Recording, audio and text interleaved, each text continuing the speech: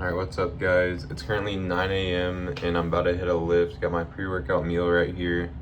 I'll show you it in a second, but I like to just wake up and get my lift out the way, and it's honestly something I look forward to a lot. So I like to just get out the way and then do the rest of my day. I got the same meal as last time. I got my cream of rice and bananas with some honey because, I don't know, I feel like if I eat like it's good to have some simple carbs before your lift, but I've noticed that when I eat like some actual like good food instead of like straight like Rice Krispie treats, my lift feels better. And I also got some pre-workout right here. But yeah, I'm not gonna do like a full day in the life video again. It's not like any of you guys probably watched that, but I'm just probably gonna do like a little yap in the car before, maybe about like nutrition or something, I'm not sure. And then probably just show my lift and then maybe talk a little after lift, and that'll be the whole video because I don't really feel like doing a full day in the life video. But I'm gonna eat this food and drink my pre, and then I'll see you guys in the car. Alright guys, I've arrived at the gym. Sorry if this camera angle is awful, but I just don't really want to hold my phone.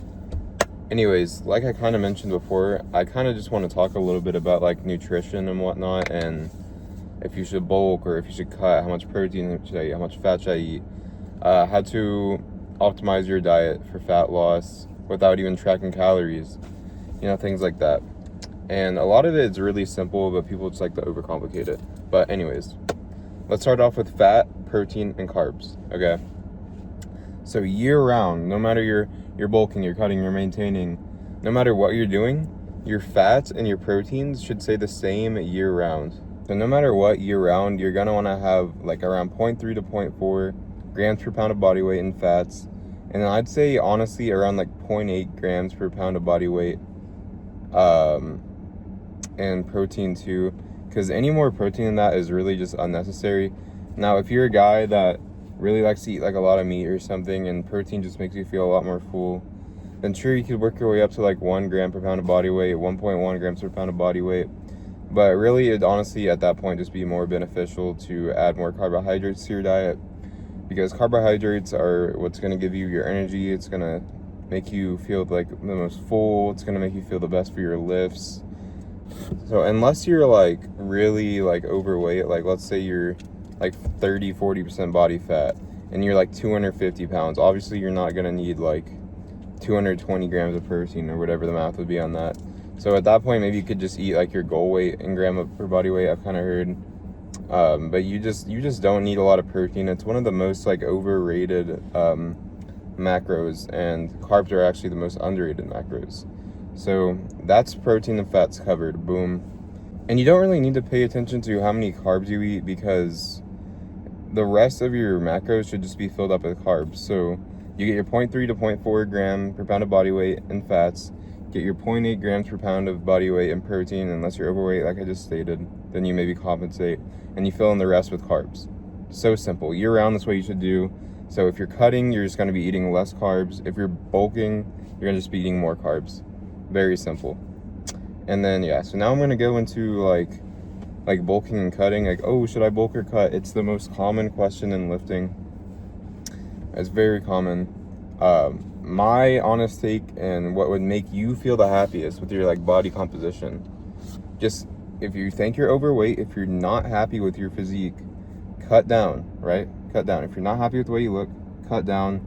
Do it slowly. Don't do it aggressively, because most people don't have a good enough relationship with food to aggressively diet and maintain and not just go on a crazy binge or something, So just work your way down slowly. Don't do it too hard, because then your lifts are going to start tanking and stuff.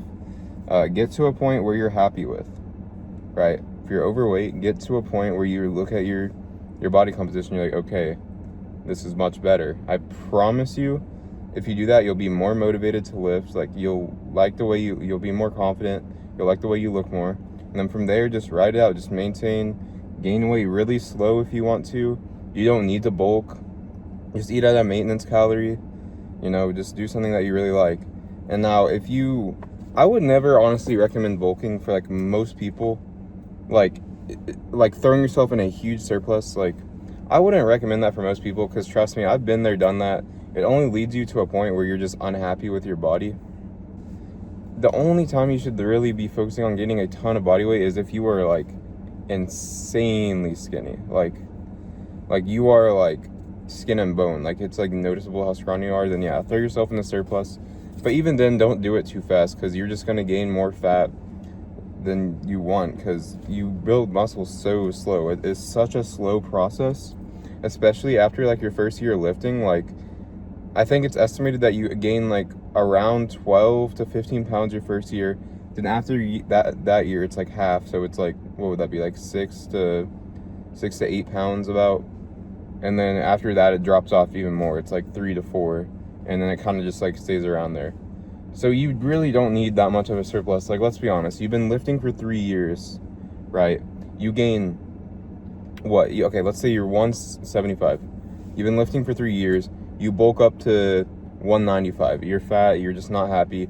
And then you just do a massive cut, and you just are gonna be like 177. Like, did you really need to gain 25 pounds to gain 2 pounds of muscle?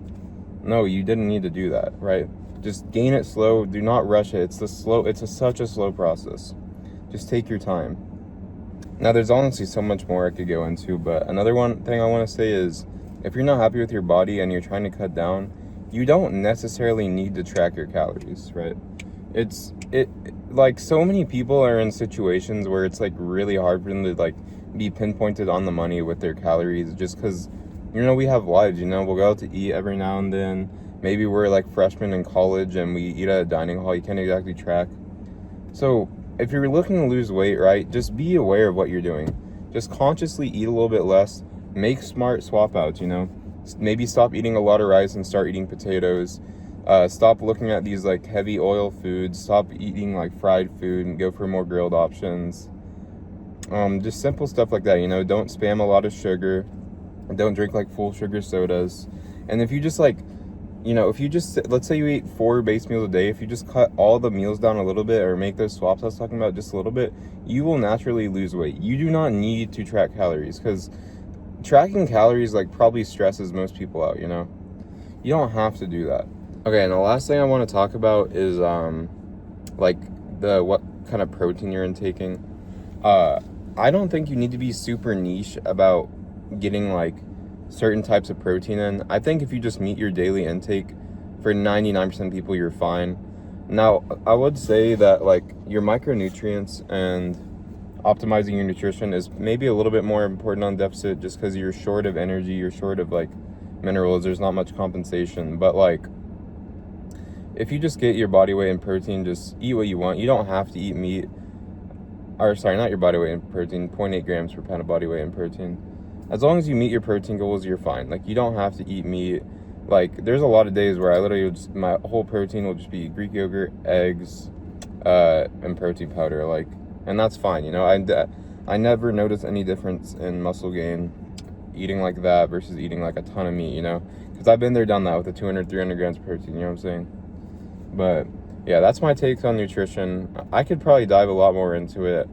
I'm sure not a lot of people are watching this, but if you have questions, like, please either comment it on my TikTok and I can make a reply video, or just comment it in the YouTube and I'll reply. But hope that helps. I'm gonna get to the lift.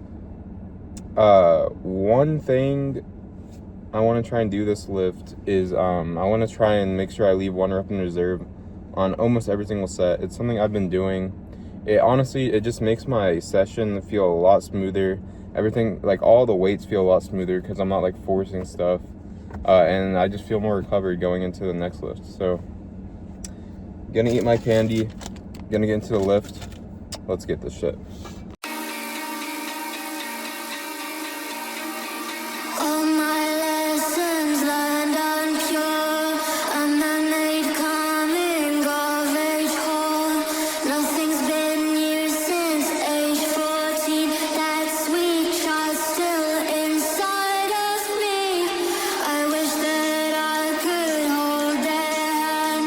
Take them home and give them a bath. I said for